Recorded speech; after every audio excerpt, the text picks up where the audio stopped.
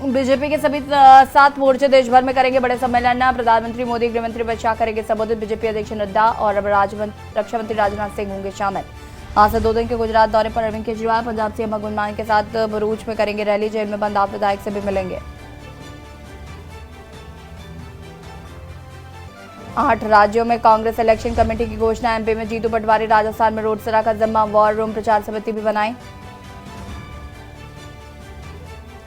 Election commission का कल से राज्यों का दौरा शुरू। सबसे पहले दक्षिण के राज्यों में जाएगी टीम। आंध्र प्रदेश और तमिलनाडु से शुरुआत।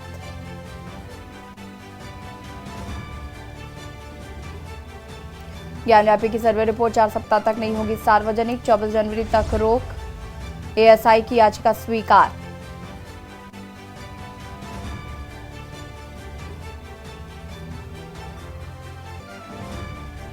राजस्थान समेत 4 राज्यों में कोल्ड वेव की चेतावनी। 14 राज्यों में कोहरा। दिल्ली में 22 ट्रेनें लेट। स्कूलों की छुट्टी 4 दिन तक बढ़ाई गई। आप देख रहे हैं के न्यूज, खबरों का सारथी। नमस्कार, खबर उत्तराखंड में आप सभी का स्वागत है। मैं हूं आपके साथ यशी शुक्ला। उत्तराखंड में लोकसभा चुनाव की तैयारियों में जुटी भाजपा की देहरादून में महत्वपूर्ण बैठक हुई। बैठक में मुख्यमंत्री धामी ने बतौर मुख्य अतिथि शिरकत की। बैठक में चुनाव की दृष्टि से आगे के कार्यक्रमों की रूपरेखा तैयार की गई। भाजपा प्रदेश प्रभारी दुष्यंत कुमार गौतम का कहना है कि बैठक में विभिन्न मुद्दों पर चर्चा की गई है। इसके साथ ही लोकसभा चुनाव में 75% वोट हासिल करने की भी रणनीति पर मंथन किया गया है। एक राजनीतिक दल होने के नाते 2024 के चुनाव की तैयारी है और आज पूरे ही प्रबंधन की बैठक होगी। किस प्रकार से सारा रूट मैप बनेगा और उसी प्रकार से हम आगे जाएंगे और पांचों सीटें 5 लाख से ज़्यादा वोटों से जीतेंगे। तो कांग्रेस को भी कहीं देख रहे हैं 24 में? उनके कर्म उनके सामने आएंगे। दोनों ने कर्म किए हुए हैं। जनता ने निर्णय करना है। जनता के द्वार में प्रधानमंत्री नरेंद्र मोदी जी का सपना है। आने वाला दशक जो होगा उत्तराखंड का होगा। उस सभी कार्य योजना को लेकर जनता में जा रहे हैं और जनता हमको आशीर्वाद लगातार दे। देखिए, भारतीय जनता पार्टी एक कार्यकर्ता आधारित पार्टी है। भारतीय जनता पार्टी जिस दिन चुनाव जीतती है अगले चुनाव की तैयारी पहले से शुरू कर देती है। और आज तो पूरा देश मोदीमय है। आज पूरा देश राममय है।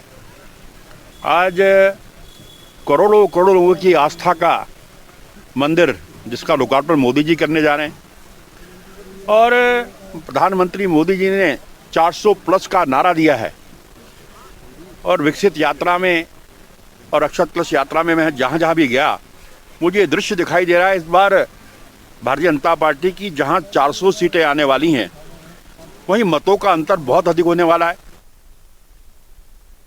उत्तराखंड में प्रधानमंत्री कृषि सिंचाई योजना में हुए बड़े घोटाले पर कार्रवाई हुई है। इस मामले में कृषि मंत्री गणेश जोशी ने सचिव कृषि विनोद कुमार सुमन को जनपद देहरादून के रायपुर कृषि एवं भूमि सर्वेक्षण आवेदन राजदेव पवार को प्रधानमंत्री कृषि सिंचाई योजना में बढ़ती गई अनियमितता पर निलंबन के आदेश दिए हैं, जिसके क्रम में कृषि सचिव ने निलंबन का आदेश भी जारी कर दिया गया है।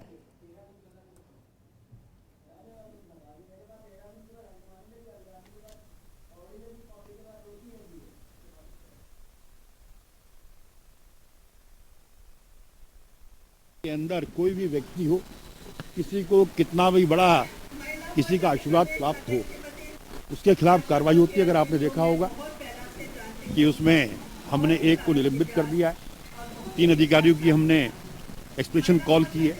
और इसमें कोई भ्रष्टाचारी हो, धामी 2 सरकार में किसी की कोई गुंजाइश नहीं है, उसकी जगह भेजा जाए। हल्द्वानी में कुमाऊं कमिश्नर दीपक रावत के बनफूलपुरा क्षेत्र में प्रतिबंधित पॉलिथीन के एक गोदाम में छापेमारी की गई, जिसमें क्षेत्र में हड़कंप मच गया है। छापेमारी के दौरान सिटी मजिस्ट्रेट ऋचा सिंह भी मौजूद रही। ये कार्रवाई ख्वाजा मस्जिद के पास कितवई नगर में की गई, जहां पर भारी मात्रा में प्रतिबंधित पॉलिथीन पकड़ी गई है। यह निर्देश दिए गए हैं कि शहर में किसी भी तरह से प्रतिबंधित पॉलिथीन की बिक्री न की जाए। जो भी इसका इस्तेमाल करता है उसके खिलाफ चालानी कार्रवाई की जाए। ऐसे में उनके द्वारा यह कार्रवाई की गई है। साथ ही जुर्माने का आकलन किया जा रहा है। बनभूलपुरा के इस इलाके में प्रतिबंधित पॉलिथीन जो है, इसमें सिंगल यूज प्लास्टिक है, कैरी बैग्स हैं, जिनको भारत सरकार, उत्तराखंड सरकार, ऑनरेबल हाई कोर्ट्स के अलग अलग आदेशों में एनजीटी के द्वारा उनको बैन किया गया है। और ये बताने की अब कोई आवश्यकता भी नहीं है कि क्या क्या इसके दुष्परिणाम हमारे एनवायरनमेंट के लिए, सभी जानते हैं। बहुत समय से नगर निगम ने इसका बहुत अच्छा प्रचार प्रसार भी किया और सभी को वार्निंग्स भी दी कि इसको रोकें। और इसमें माननीय मुख्यमंत्री जी भी इसको लेके बहुत सजग रहते हैं और समय समय पे जब समीक्षाएं होती हैं तो उस बात को पूछा जाता है। इसके एनवायरमेंटल कॉस्ट बहुत ज़्यादा है, बहुत नुकसान हो रहे हैं, नदी नाले चौक हो रहे हैं, मवेशी इसको कई बार खा लेते हैं, उसकी डेथ्स हो जाती है। टिहरी जनपद की देवप्रयाग विधानसभा के अंतर्गत आने वाले कीर्तिनगर के शेड़ाधार स्थित माधव सिंह भंडारी स्मारक पर पूजा अर्चना के साथ शुरू हुई पौराणिक मेले में सांस्कृतिक कार्यक्रमों की धूम रही। इस दौरान बड़ी संख्या में स्थानीय लोगों की मौजूदगी रही। राज्य सूचना आयुक्त योगेश भट्ट ने वीर माधव सिंह भंडारी स्मृति सांस्कृतिक मेले में प्रतिभाग किया है और वीर शिरोमणि माधव सिंह भंडारी स्मृति मेले में कलाकारों द्वारा इस दौरान सांस्कृतिक कार्यक्रमों में मंचन किया गया। मैं बड़े आदर के साथ है वो अमर रहेंगे, लेकिन मैं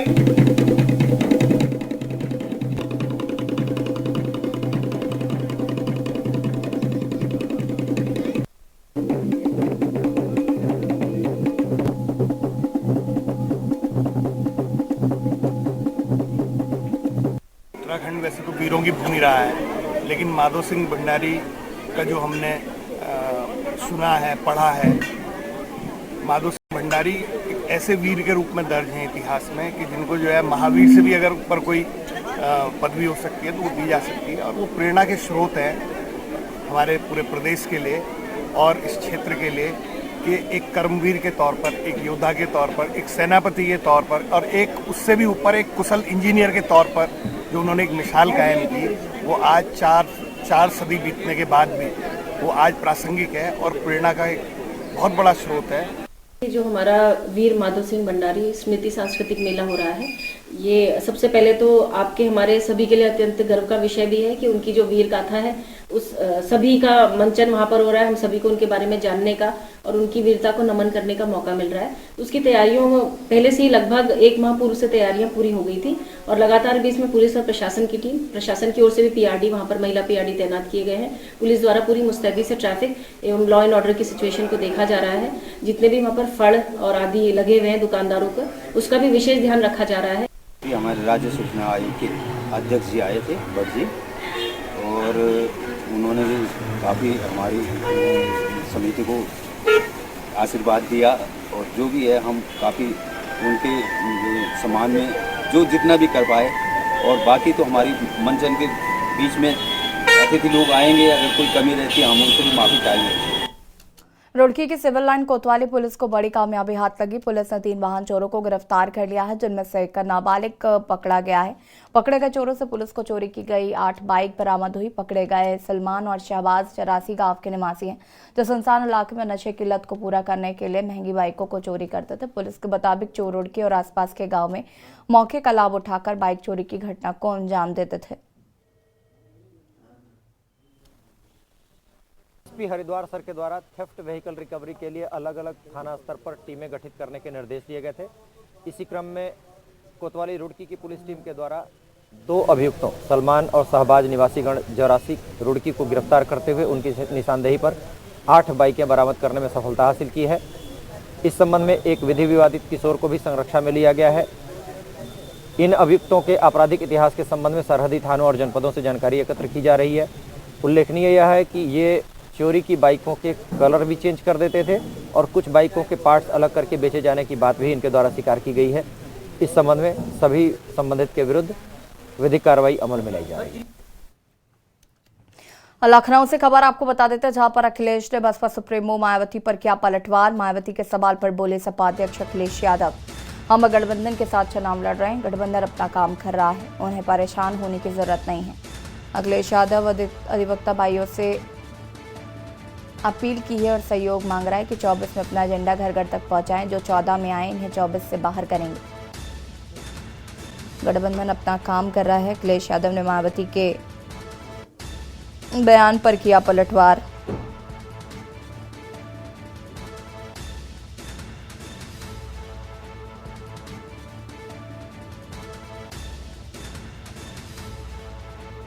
और इसी खबर पर ज्यादा जानकारी के लिए संवाददाता संदीप मिश्रा हमारे साथ जुड़ चुके हैं। संदीप, क्या कुछ जानकारी है? अखिलेश यादव ने बसपा सुप्रीमो मायावती के बयान पर पलटवार किया। देखिए बिल्कुल निश्चित तौर पे जिस तरीके से कल बलिया में अखिलेश यादव ने एक बयान दिया था, इसके बाद से नाराज मायावती ने एक लगातार जो है उन्होंने कहा कि दलित विरोधी रही आदतों और नीतियों कार्यशैली को लेकर के सपा प्रमुख पे कई सवाल खड़ा किए हैं। लेकिन इसके बाद से जब मायावती के इस बयान के बाद से लगातार अखिलेश यादव का जो है वो बयान जो है वो बदलता नजर आया। साफ तौर पे अखिलेश यादव ने बसपा पर निशाना साधा और उन्होंने कहा कि मायावती के सवाल पर उन्होंने बोले कि हम गठबंधन के साथ साथ चुनाव लड़ रहे हैं, गठबंधन अपना काम कर रहा है, उन्हें परेशान होने की जरूरत नहीं है। साफ तौर पर उन्होंने मायावती से निशाना साधते हुए कहा है कि हम गठबंधन में हैं तो गठबंधन अपना काम कर रहा है। मायावती की सरकार बसपा गठबंधन में नहीं है तो उनको अपना काम करना चाहिए और उन्हें परेशान होने की जरूरत नहीं है। साथ ही साथ उन्होंने 2024 को लेकर के कई अहम बातें भी कहते हुए नजर आए। साथ ही साथ में उन्होंने अखिलेश यादव ने साफ कहा कि 2024 में जिस तरीके से इंडिया गठबंधन उत्तर प्रदेश में काम कर रहा है, इंडिया गठबंधन को लेकर के साथ बढ़ने का काम है और इसके साथ ही साथ कांग्रेस से जो सीटों का बंटवारा होगा वो एक महत्वपूर्ण होगा। इसके साथ ही साथ लोकसभा चुनाव को लेकर के जो रणनीति बनाई जा रही है, पहले से ही जिलों में हम अपने उम्मीदवारों को लगातार तैयार कर रहे हैं, जिससे कि लोकसभा की 80 सीटें हैं जो कि यूपी का रास्ता जो है वो केंद्र से होकर के गुजरता है। तो निश्चित तौर में ऐसे में हम उत्तर प्रदेश में अपना पूरा वर्चस्व के साथ में इस बार चुनाव लड़ेंगे और पूरी अपनी निष्ठा के साथ में चुनाव लड़ेंगे। कांग्रेस की जो सीट बंटवारे की बात होगी उस पर मंथन किया जाएगा। ये बहुत सी ऐसी बातें थी जो आज अखिलेश यादव ने अपने बयान में कहते हुए नजर आए। जी बिल्कुल, बहुत बहुत शुक्रिया आपका तमाम जानकारी के लिए। और बता दें कि अखिलेश यादव ने बसपा सुप्रीमो मायावती पर निशाना साधा। अयोध्या से खबर जहां पर राम उत्सव की जोरदार तैयारियां, सरयू घाटों पर प्रसाधन सुविधा का होगा विकास, 500 फ्री पैप टॉयलेट्स के जरिए विकास होगा, पर्यटन के लिहाज से विकास पर फोकस, सरयू घाटों पर श्रद्धालुओं को नहीं होगी सुध, श्रद्धालुओं को नहीं होगी असुविधा, सभी प्रमुख घाटों में बनाया जा रहा है फ्री पैप टॉयलेट्स। अयोध्या विकास प्राधिकरण ने शुरू की प्रक्रिया, मकर संक्रांति पर होने वाले स्नान को लेकर तैयारी, राम उत्सव की जोरदार तैयारी, क्वालिटी कॉस्ट बेस्ड सिलेक्शन से होगा निर्धारण, आम जनता मुफ्त में कर सकेगी टॉयलेट्स का उपयोग, कई भाषाओं में होगा टॉयलेट, साइनेज में होगा उपयोग।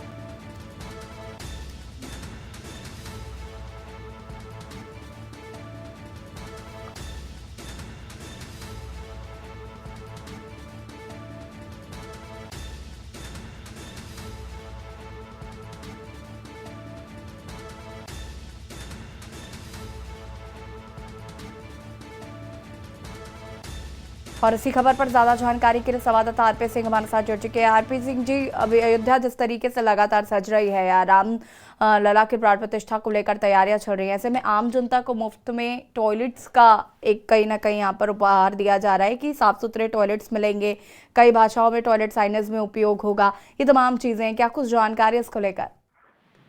जी, आपको बताना चाहेंगे, किरूधरों को बताना चाहेंगे, जितने यहाँ श्रद्धालु राम भक्त आएंगे उनके लिए व्यवस्थाओं में कोई कसर नहीं छोड़ेंगे, क्योंकि सूबे के मुखिया योगी खुद निगरानी कर रहे हैं। तो यहाँ पे टॉयलेट जो बनाए जा रहे हैं, अस्थायी और अस्थायी दोनों टॉयलेट बनाए जा रहे हैं, जगह जगह पे बनाए जा रहे हैं कि जो लोग आएंगे और साफ सफाई व्यवस्था एकदम ऐसी लगती है कि वो तो अस्थायी बनाए गए हैं, लेकिन ये लगता है कि एकदम टॉयलेट वीआईपी मूवमेंट में बनाए गए हैं। चाहे सीट को लेकर के सफाई व्यवस्था को लेकर के एकदम वीआईपी व्यवस्था की गई है कि यहाँ आने वाले श्रद्धालुओं को कोई कठिनाई का सामना नहीं करना पड़ेगा और यहाँ पर जितनी व्यवस्थाएं वो सुटेबल की गई है। जी बहुत बहुत शुक्रिया आपका तमाम जानकारी देने के लिए। अयोध्या विकास प्राधिकरण ने शुरू की प्रक्रिया, मकर संक्रांति पर होने वाले स्नान को लेकर भी तैयारियां तेज कर दी गई हैं।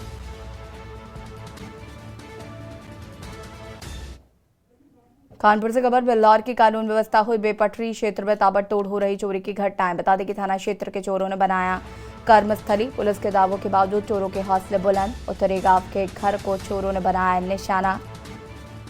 क्षेत्र में ताबड़तोड़ हो रही हैं चोरी की घटनाएं।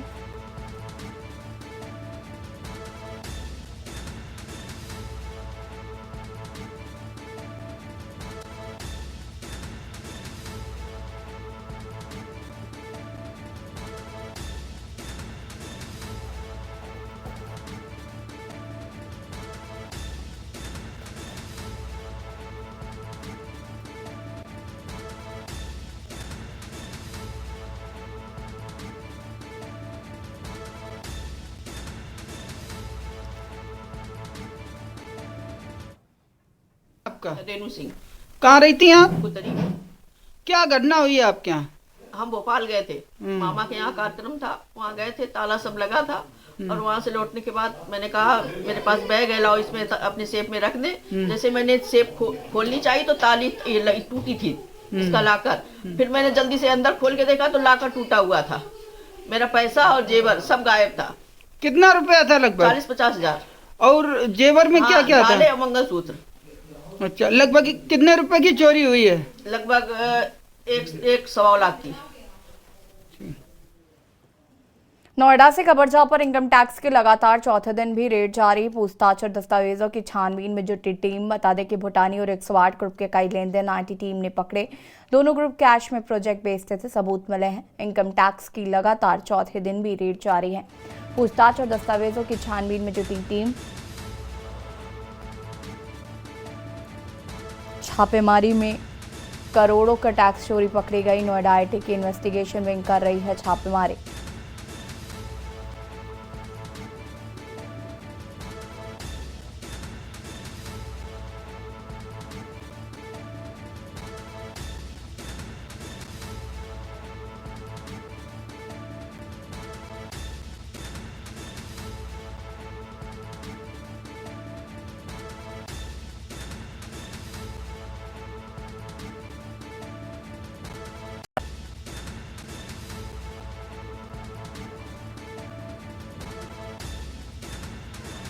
नोएडा से खबर इनकम टैक्स की लगातार चौथे दिन भी रेड जारी।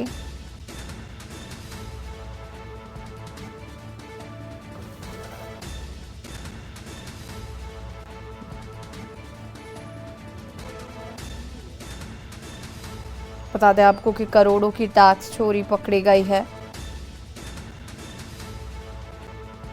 और इसी खबर पर ज्यादा जानकारी के लिए संवाददाता मुनेंद्र शर्मा हमारे साथ जुड़ चुके। मुनेंद्र, क्या कुछ जानकारी है मामले को लेकर? जी बिल्कुल बताना चाहूंगा कि नोएडा के एक बड़े बिल्डर जो कि भूटानी ग्रुप के नाम से जाना जाता है, उस पर आईटी की रेड पड़ी है। और इस आईटी रेड में काफी बड़े पैमाने पे जो ब्लैक मनी को खपाने की जो बात है वो सामने आई है। मैं आपको आगे बता दूं कि भूटानी के साथ में एक और इनके पार्टनर थे ग्रुप 108। ये अभी बाद में अलग हो गए। इनके ऑफिस पे भी जो ना आईटी की टीम ने छापा मारा है और काफी बड़ी तादाद में कैश को खपाने की बात सामने आई है। जैसे कि गवर्नमेंट का रूल है कि आपको मोस्टली पेमेंट बेसिकली अकाउंट में करनी है, लेकिन बात सामने आ रही है कि ये लोग कैश में पेमेंट लिया करते थे। तो अभी आईटी की टीम वहाँ पे छापेमारी कर रही है। पूरी अभी खबर आनी बाकी है। ठीक है, बहुत शुक्रिया आपका तमाम जानकारी साझा करने के लिए। और बता दें आपको कि फिलहाल इस पर छापेमारी जारी है और अलग अलग तथ्यों के जरिए तलाशी ली जा रही है और इन्वेस्टिगेशन विंग कर रही है छापेमारी।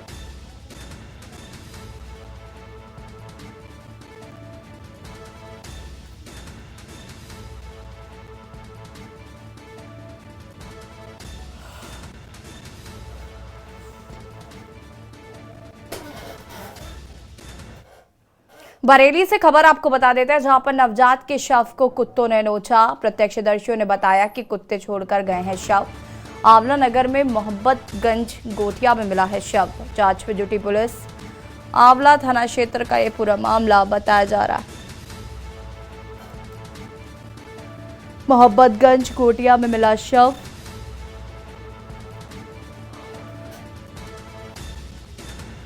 जांच में जुटी पुलिस।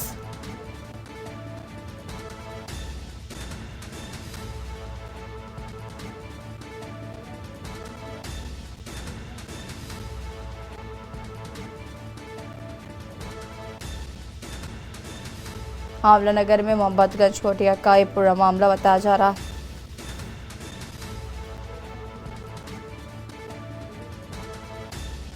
और इसी खबर पर ज्यादा जानकारी के लिए संवाददाता विवेक परासरे हमारे साथ जुड़ चुके। विवेक, क्या कुछ जानकारी है घटना को लेकर? जी, बरेली के आंवला में मोहब्बतगंज गोटिया में एक नवजात का शव मिला है, जिसे प्रत्यक्षदर्शियों ने बताया कि इसे कुछ कुत्ते उसे नोच कर वहां पे उठा के रख गए थे। इसके बाद में वहां पे हड़कंप समझ गया। हड़कंप के बाद पुलिस को सूचना दी गई और इस मामले में पुलिस जांच में जुटी है और शव को पोस्टमार्टम के लिए भेजा जा रहा है बरेली। ठीक है, बहुत शुक्रिया आपका तमाम जानकारी के लिए। और बता दें आपको कि प्रत्यक्षदर्शियों ने कुत्ते छोड़कर शव गए हैं, ऐसी जानकारी दी है। फिलहाल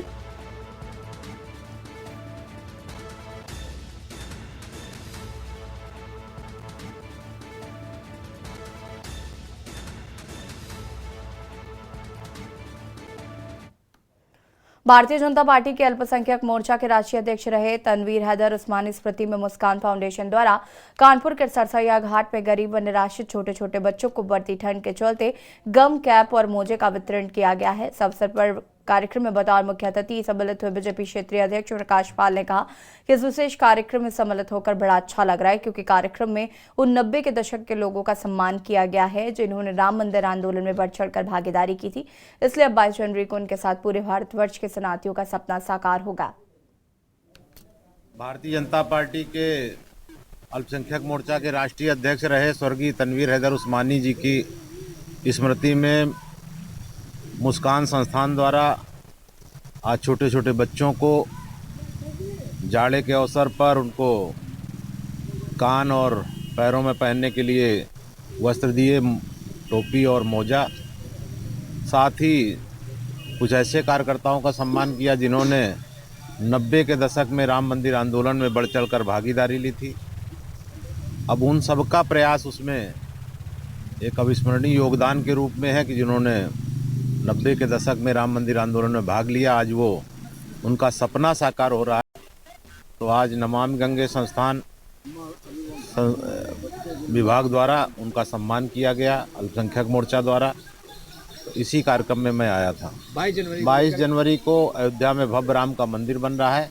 इसके लिए जनमानस को 22 जनवरी के बाद से लगातार लोगों को भगवान राम के दर्शन के लिए आमंत्रित किया जा रहा है और उसी आमंत्रण के क्रम में आज यहाँ सरसैया घाट में लोगों को आमंत्रण पत्र और अक्षत भी उनको देकर आमंत्रित किया गया। फर्रुखाबाद के जिलाधिकारी संजय कुमार सिंह ने सामुदायिक स्वास्थ्य केंद्र मोहम्मदाबाद का औचक निरीक्षण कर आयोजित मुख्यमंत्री आरोग्य मेले का जायजा लिया है। निरीक्षण के दौरान कर्मचारियों की उपस्थिति और स्वास्थ्य सेवाएं चुस्त दुरुस्त पर जिलाधिकारी संजय कुमार सिंह द्वारा संतोष व्यक्त किया गया। इस दौरान जिलाधिकारी संजय कुमार सिंह ने सामुदायिक स्वास्थ्य केंद्र में लगे नेत्र परीक्षण शिविर का रजिस्टर, ओपीडी, लेबर रूम आदि को चेक किया है।